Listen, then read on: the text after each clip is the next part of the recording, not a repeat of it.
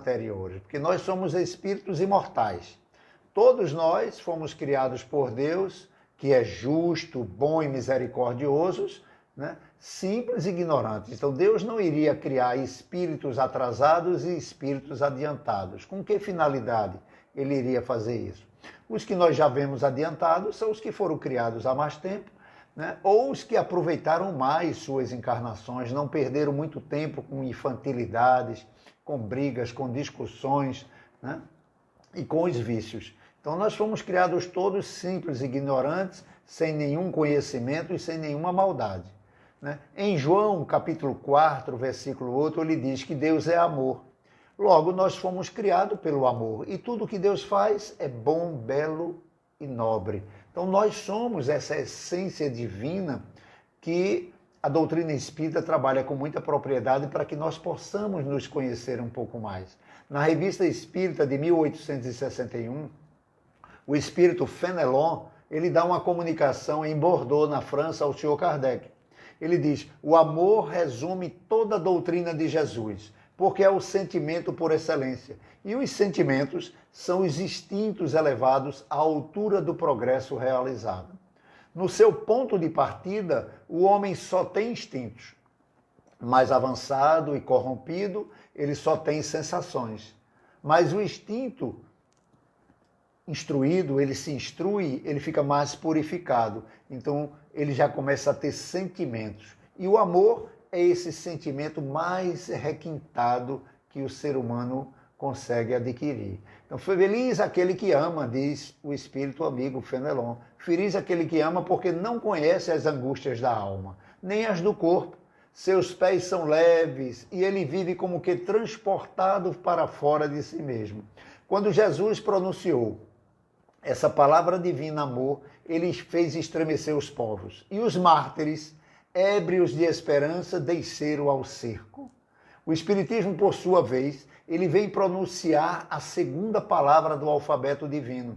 Ficai atentos, porque essa palavra levanta a lápide dos túmulos vazios. E a reencarnação, vencendo a morte, revela ao homem, deslumbrado, o seu patrimônio intelectual. O espírito deve ser cultivado como um campo. Toda a riqueza futura depende do trabalho atual.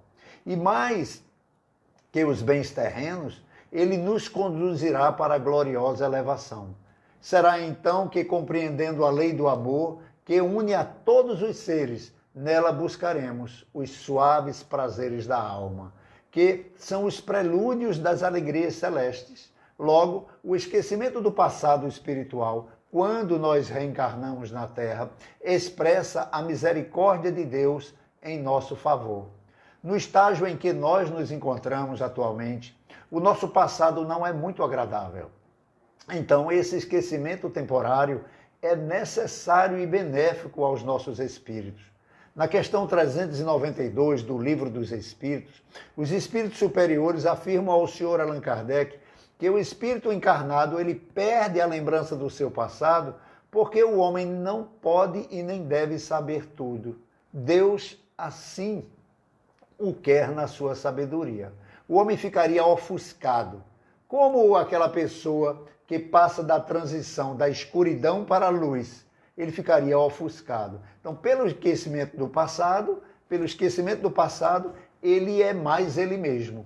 E dizem que as pessoas que tanto se interessam por saber o que foram e o que fizeram em vidas anteriores devem ter muito cuidado. Muito cuidado. Pelo estudo de suas tendências atuais, pelos seus desejos inferiores, não esquecendo o progresso que já foi alcançado, que já foi realizado, já teria uma ideia bastante clara do que foram e do que fizeram no passado. Não precisa ir buscar lá atrás. A gente tem uma ideia, mais ou menos, do que a gente consegue. Então, mesmo que não tivéssemos acesso às lembranças do passado, bastaria um olhar cuidadoso sobre a história da humanidade e veríamos que em qual estagiamos por séculos sem fim. Quantas guerras já aconteceu, quantos assassinatos em massa, o tempo e o período da escravidão. E todos nós somos reencarnacionistas, vivemos nessas épocas. E lá nessas épocas nós éramos o quê? Nós éramos o escravo ou era o senhor que chicoteava? cada um pergunte a si mesmo, né? Dentro de nós existem todas as verdades que nós precisamos. Então, o objetivo primordial da existência humana é a evolução. O resgate de nossas dívidas é apenas uma parte do processo. O esquecimento funciona em nosso próprio benefício. Seria impossível incorporar sem um perturbador embaralhamento o rico com o pobre, o negro com o índio, o branco com o amarelo, o analfabeto com o letrado. Às vezes nós vestimos uma roupa masculina, às vezes vestimos uma roupa feminina e tudo mais que já fomos em múltiplas encarnações. Não daria para estar tudo isso agora, presente, nessa experiência que nós precisamos. Aprender algo sutil, simples, que a doutrina espírita nos esclarece em nome de Jesus com muita propriedade. Então, é ilustrativo que muita gente vai parar em hospitais psiquiátricos, simplesmente por sofrer a pressão de pálidas lembranças envolvendo acontecimentos do pretérito. Alguns vão, levados por mal profissionais, se encontram num momento aflito de dor e ele não consegue trazer de volta. Essa pessoa possivelmente vai perder a encarnação vivendo um passado que já estava, pela misericórdia de Deus, esquecido. Na questão 393 de O Livro dos Espíritos, o senhor Allan Kardec pergunta: como pode o homem ser responsável por atos e resgatar faltas das quais ele não se recorda? Como pode aproveitar-se das experiências adquiridas em existências, né, que lhe caíram no esquecimento? Seria concebível que as tribulações da vida fossem para ele uma lição, se pudesse se lembrar daquilo que as atraiu. Mas desde que não se recorda, diz o senhor Kardec, cada existência é para ele como se fosse a sua primeira encarnação. E é assim que ele está sempre a recomeçar. Como conciliar isto com a justiça de Deus? E os espíritos amigos respondem. E os amigos dizem: cada nova existência, o homem tem mais inteligência e pode melhor distinguir o bem do mal. Onde estaria o seu mérito se ele se recordasse de todo o seu passado? Vê as faltas cometidas e que são causas do seu sofrimento, bem como aquilo que poderia tê-lo impedido de cometê-las, e ele não cometeu. E dizer: meu Deus, puxa vida, como eu fui burro. Por que eu não fiz aquilo? E iria sofrer mais, angustiado, porque ele ainda não tem as ferramentas da solução. Então, compreende a justiça da sua posição que lhe é dada. E procura, então, a existência necessária para reparar o que acaba de se lembrar e de vir em forma de sentimento ao seu coração.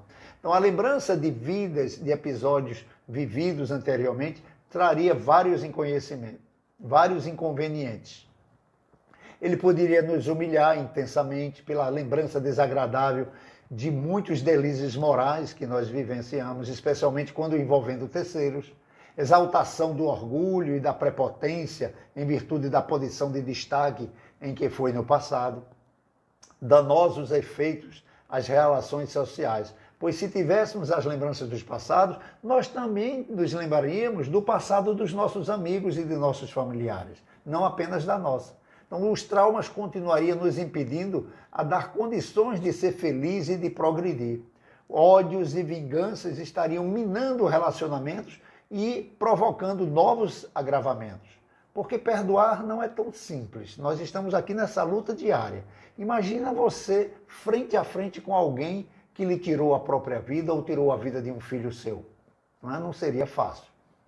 Então, em geral, o espírito imortal, no exercício do seu livre-arbítrio, ele escolhe o gênero de provas porque há de passar na sua própria experiência. É ele que escolhe tudo é escolhido por ele. Deus só concede com a ajuda dos espíritos amigos, depois de esclarecer a ele os percalços e os benefícios que ele terá. E com isso ele assume desde logo a responsabilidade por suas decisões, né? E, logicamente, pelas consequências delas decorrentes. Então, tudo que acontece na vossa vida foi um pedido nosso.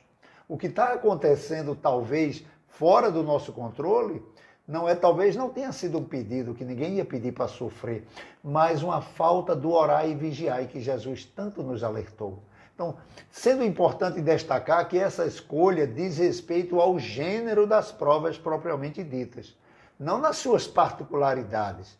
Porque tem coisas que acontecem que é natural do planeta, um planeta de espíritos doentes, falidos, endividados. egoístas, revoltados. Então você ser assaltado aqui, você receber um susto ali, um grito no meio da rua, isso é da natureza do planeta. Isso não foi planejado. São coisas que a gente não interfere. Deixa para lá, não liga. Né? A gente está falando das grandes coisas. Né? Então, os nossos mentores sempre recomendam a nós muita cautela para não tornar uma tempestade num copo d'água. Então, toda reencarnação é precedida de um planejamento. O espírito trabalha, pesquisa, estuda para fazer a sua escolha. Não é nada assim, o que é que você quer ser? Não é assim, não. Tem escola, universidade do espírito, é tudo muito preparado, o encontro dos familiares, encontro com as novas atividades, com o país, com todas as regiões ao qual vai nos interceder na nossa vida, vai nos trazer um pouco de experiência. Então, tal afirmação, às vezes, provoca surpresa. Por existir quem acredite que na Terra ele foi integrada para determinar em alguma família por engano. Então, tem pessoas que acham que não faz parte daquela família. Foi um erro eu ter nascido aqui, porque ele não aceita a prova que pediu. De outra parte, informado do planejamento, há quem não compreenda, por exemplo, a razão de alguém escolher a prova da miséria, quando poderia optar pela prova da riqueza, que proporcionaria facilidades de conforto e bem-estar.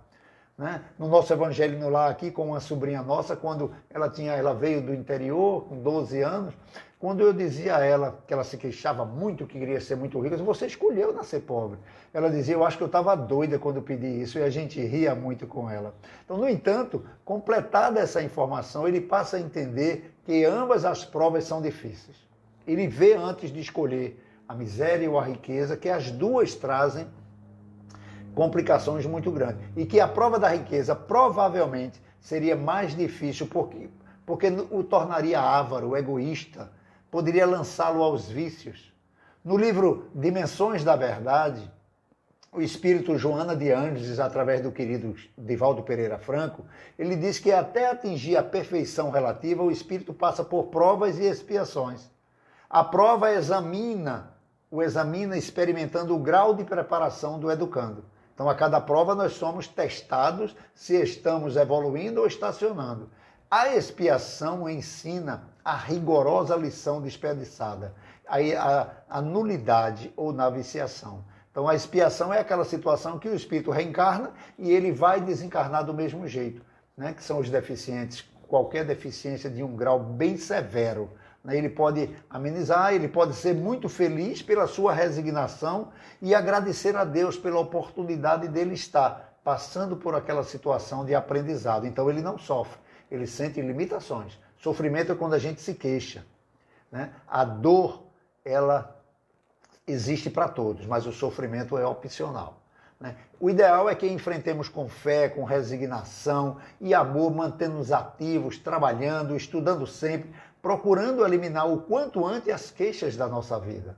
Afinal de contas, não cai uma folha de uma árvore sem a permissão de Deus. Será que ele ia dar as costas na hora da gente escolher a nossa encarnação?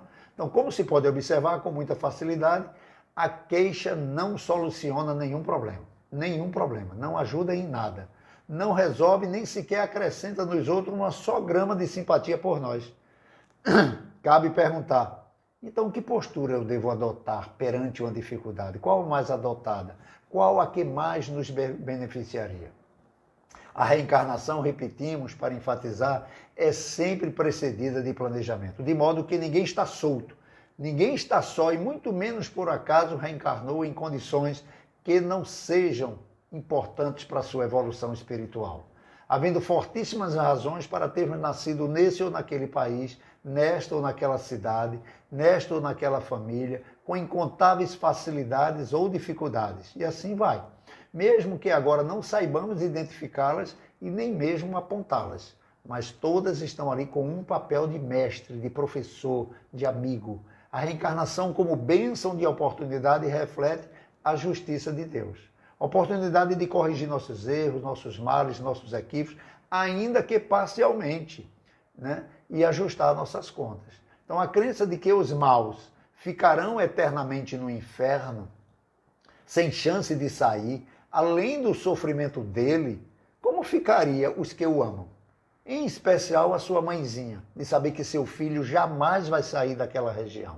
Então a reencarnação ela nos possibilita vir num outro corpo, aprender tudo de criancinha, a educar-se e a fazer corretamente as coisas. Mas não se aprende da noite para o dia. Né? Então, reencarnando sem lembranças do que fez, ele teria a oportunidade de crescer mais saudável, de evoluir intelectualmente, moralmente, né?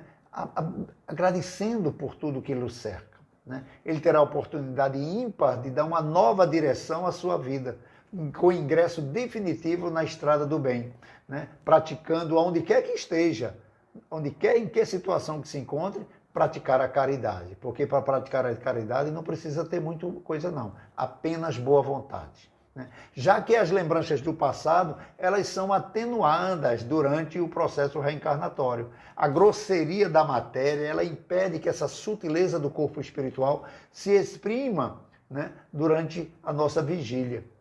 Enquanto nós estivermos emancipados da alma durante a noite de sono, a gente não vai dormir não, quem dorme é o corpo. Nós vamos nos encontrar com amigos, familiares, vamos ter cursos, tirar dúvidas, por isso que é bom antes de dormir, pensar nas suas maiores inquietações e pedir ao seu guia espiritual, ao seu anjo da guarda, aos protetores, para ter uma aula de como solucionar aquilo, ou pelo menos como amenizar, retornará no dia seguinte, com as lembranças mais acentuadas. Né? Então, são fatos esses, a grosseria do corpo, que nos impede muitas vezes de nos lembrar desse sonho. Mas temos a intuição, aquele desejo. Aí o orgulho diz, poxa, acordei com uma ideia fantástica, vou criar isso, criar aquilo. Nem agradece aos amigos a ajuda que dão. E a ajuda que estão dando, porque não tem nenhuma hora que nós estejamos sós. Quando há necessidade, os amigos espirituais nos ajudam, né? Alguns fatos que foram discutidos da noite de sono, que nos causaram sofrimento, né? Para que a gente, orando e vigiando, tenha mais acesso a eles. Né? A meditação é um exercício maravilhoso para que a gente possa trazer esse inconsciente para o consciente. Então, esquecendo o passado, permite a bondade do Pai de impedir que essas lembranças nos prendêssemos em situações delicadas, fixadas no nosso inconsciente de forma dolorosa ou de forma amorosa. Porque a gente pode ir também, quando sair da noite de sono, se encontrar com pessoas que a gente ama tanto que não quer mais voltar. Seria um suicídio. Mas os amigos, de alguma maneira, nos alertam e dizem, você precisa voltar. É naqueles dias que a gente acorda mais triste, mais deprimido, mais angustiado. Não é porque tem nada de ruim, não. É porque estava muito bom onde a gente estava. E a gente queria continuar, mas não pode. Tem pessoas que precisam da gente, tem pessoas que têm o que nos ensinar, a gente tem uma encarnação a ser completada, né? Seria um suicídio querer sair antes da hora, né? Então, sempre dizer ao Senhor, não importa a minha situação, na hora de se desligar o último laço, o Senhor vem e corta pessoalmente, né? Então, já pensou se nós nos lembrássemos que nosso filho, nosso pai, foi um algoz nosso, alguém que nos fez sofrer em vidas passadas? Possivelmente a aversão seria acirrada, acendendo ódio e até o desejo de vingança. Na obra Missionários da Luz, psicografia do querido Chico Xavier, né, o espírito André Luiz, psicografia através dele, tem o reencarne de Sigismundo. É uma história muito estudada na doutrina espírita. Em encarnações anteriores, Adelmo e Raquel, esse casal, eles tinham um filho chamado João, pequenininho. Só que em encarnações anteriores, Sigismundo se apaixonou por Raquel. Eles eram amigos e Sigismundo se apaixonou pela esposa de Adelmo. E queria de toda maneira ficar com ela. E a única maneira que ele conseguiu foi assassinando o Adelmo.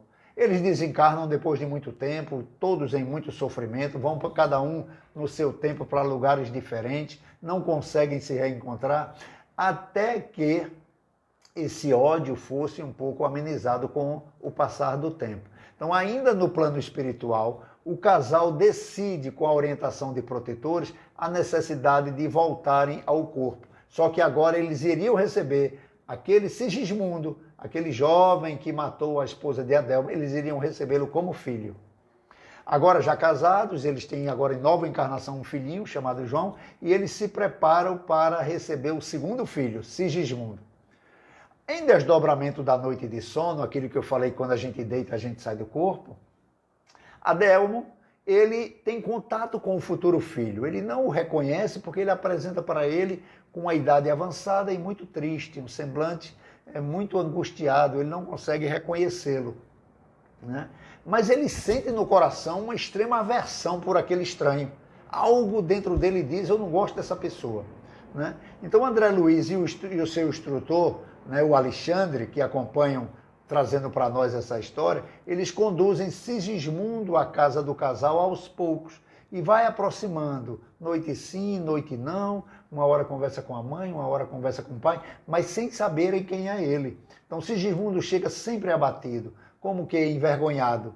Adelino nunca identifica ele, mas a angústia se transforma em emoções muito fortes, que ele acorda preocupado a ponto da mulher, ao dizer para ele, que tal a gente ter um filho e ele criar um problema dentro de casa, criar uma confusão. Ele que nunca teve, sempre disse que gostaria de ter uma família grande e agora que a esposa diz que quer ter o segundo filho, ele cria um problema dentro de casa, porque ele traz algo dentro dele que não é confortável.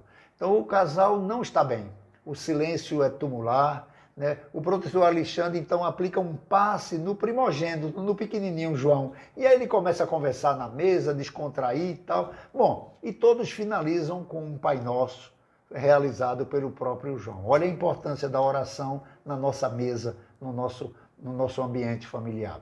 Então, adormecidos em desdobramento do corpo físico, Raquel vai ao encontro da sua avó materna, porque ela sempre foi o seu ponto de segurança. E Adelmo vagueia pelo quarto. Está ali, mesmo fora do corpo, ele não vai para lugar nenhum, ele fica preocupado dentro do quarto, próximo ao corpo. Sigismundo, então, agora é conduzido à sua presença.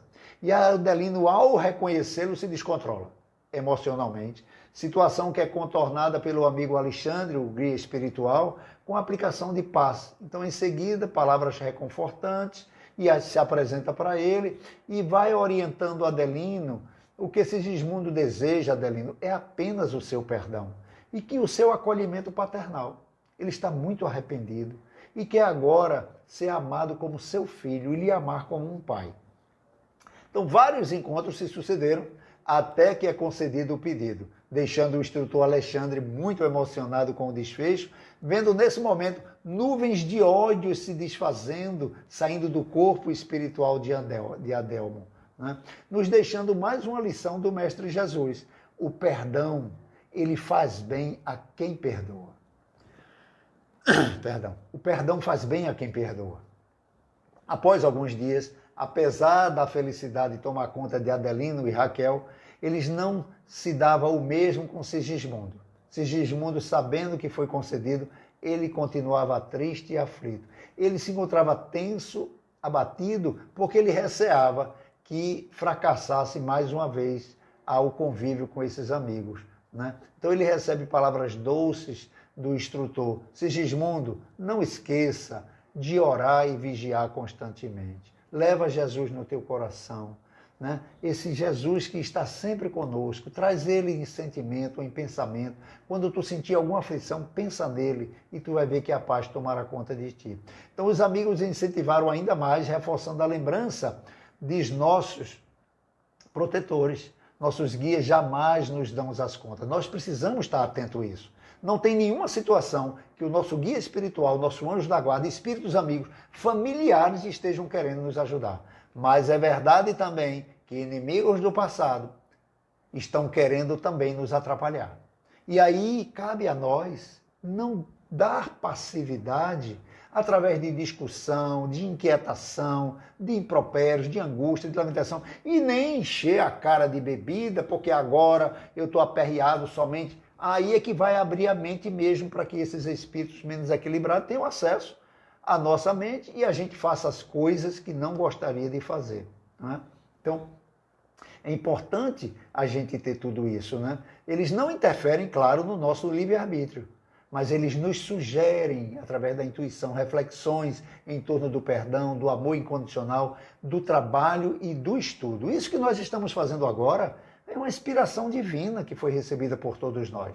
Nada é por acaso, né? Estamos todos estudando, aprendendo e somando nossas forças, aonde todos os espíritos que dividem conosco o nosso lar estão ou assistindo a palestra, ou assistindo essas vibrações, ou foram retirados porque eles não querem participar. E se manter esse clima, eles nunca vão entrar, porque o clima é que abre as portas para os bons e para os maus.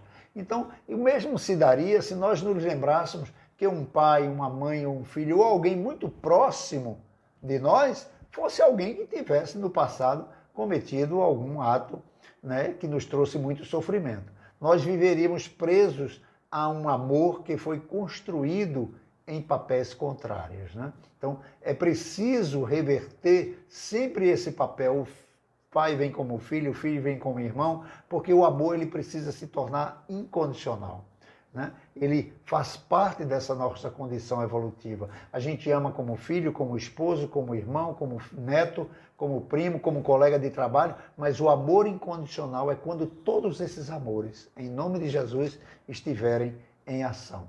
Então, o amor em um planeta de prova e expiações tem as cores do egoísmo ainda, as cores do ciúme, da posse e dos desejos. Isso é esse amor que nós temos que sublimar para que ele seja incondicional. E a maneira de sublimar é fazer aos outros o que nós gostaríamos que ele nos fizesse. Então, logo nas nossas relações mais íntimas de pais, de filhos, essa lembrança nos escravizaria a uma relação que traria mais aflição do que felicidade. O esquecimento do passado é apenas um véu levantado pela misericórdia divina. Não é um esquecimento total. Isso está de forma latente no nosso inconsciente. A doutrina espírita, como o consolador prometido por Jesus, vem assim como mestre nos mostrar o caminho do autoconhecimento, onde o apóstolo do Espiritismo, Leon Denis, que após o desencarne do senhor Allan Kardec, foi o que mais iluminou a chama do ideal espírita. Ele consegue, com sua escrita poética, nos conduzir a horizontes novos, onde o êxtase da esperança e da fé toma conta de nosso espírito a cada obra estudada, sendo as mais conhecidas a obra Depois da Morte, o problema do ser, do destino e da dor. Apesar de Leon Denis ter tratado de problemas existenciais na época do Sr. Kardec, 1889 e 69, ainda hoje nós nos deparamos com os mesmos problemas, como de ação e reação, nos cobrando reajustes através do entendimento da prática desse amor que Jesus tanto ofertou para nós, o amor incondicional. Mas é na obra O Grande Enigma, de Leon Denis, que ele trabalha o nosso modo de enxergar os pontos fundamentais que nos auxiliarão no ajuste da vida moderna. Ele traz importantes informações aos que perderam o sentido da vida, do ideal sublime que nos inspire e motive a cada dia. Hoje é muito comum encontrarmos pessoas que perderam o sabor da vida, que se permitem ser levadas pelos sentimentos de desapreço, pelo desespero, se desbancando muitas vezes no suicídio. Pessoas que perderam o propósito existencial, que é exatamente o que nos move nessa caminhada evolutiva. Ame um copo, um gato, uma cadeira, a casa, o telhado, mas algo que lhe segure. O ideal é amar a Deus, amar a Jesus, ser grato pelo sol, pelo ar que a gente respira, pela comida que chega à mesa, pelo amigo que bate na nossa porta, pela oportunidade de visitar um doente num hospital, pela oportunidade de oferecer o pão a um faminto. Isso é um amor. Cada um se agarre no seu. Não existe um amor maior do que outro, a não ser o amor de Deus e o amor de mãe. Esse é o que chega mais próximo. Então, Leon Denis, nessa obra, ele vai trazendo para nós grandes enigmas, questões que inquietam a todos nós. Principalmente, quem eu sou, de onde eu vim, qual o sentido da vida e para onde eu irei quando partir daqui. Ou seja, ele busca um sentido para a vida, um propósito, onde ele deixa claro que há uma lei regendo o universo. No desdobramento dessas questões, Leon Denis nos encaminha para aquele que é o princípio e a causa de todas as coisas. Ele nos aproxima de Deus. Preenchemos todas as lacunas de nossa carência e os vazios da nossa alma, como as que citadas na obra Confissões de Santo Agostinho, ao escrever a sua busca interior pelo Pai. afirmando que estarei inquieto enquanto meu coração não repousar em ti, Senhor. E acrescenta, tanto te amei, te buscando lá fora, que sem se dar conta que estavas dentro de mim, desde que me criaste. Geralmente a gente busca muito Deus nas alegrias materiais, nos encontros fortuitos, né? Mas essa busca é interior, porque Deus não está aqui, não está ali, não está acolá, Ele está dentro de nós. Então, nos passos de Agostinho de Hipona, o apóstolo do Espiritismo, Leon Denis traça os roteiros da nossa comunhão com o Criador, de modo a preencher as nossas vidas de maneira individual e coletiva, dando sentido à nossa existência. A nossa percepção é treinada sobre o mundo em que nos cerca, enquanto permitimos que as verdades espirituais passem a nortear o nosso entendimento através da lógica e da razão.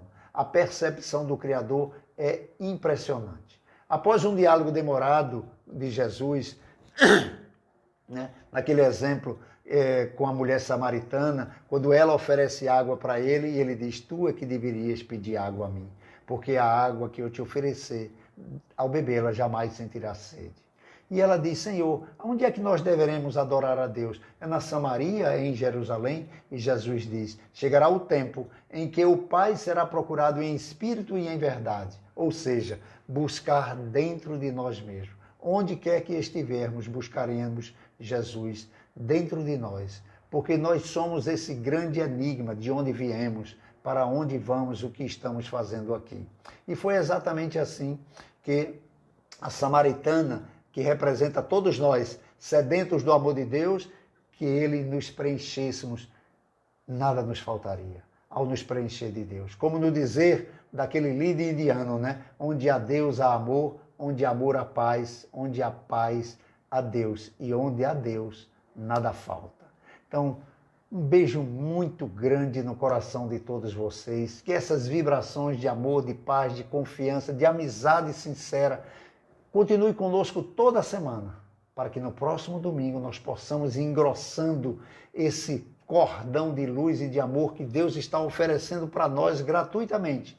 Cabe a nós perseverar, espalhar com os amigos, oferecer a um, a outro.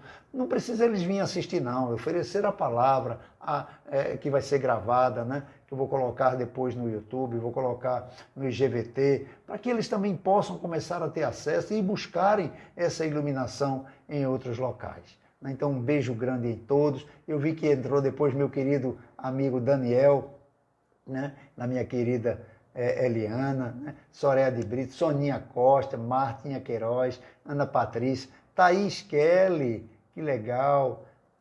E a Chite eu não identifiquei, eu acho que é Luciana, Denise, Ana Paula Cavalcante, né? Pessoas queridas, Martinha Queiroz, Jeane Lemas, minha querida, um beijo para vocês, Ana Paula, Coca Santiago, eu chamo Coca Santiago porque eu esqueci o nome, Clécia, minha querida Clécia, Corbiano, meu amigo, Elisângela, Soninha, Cleide, boa noite, Cleide, que bom ver você aqui. Muito feliz com todos, muita paz, que Jesus nos abençoe e continuemos nessa vibração de amor e de paz.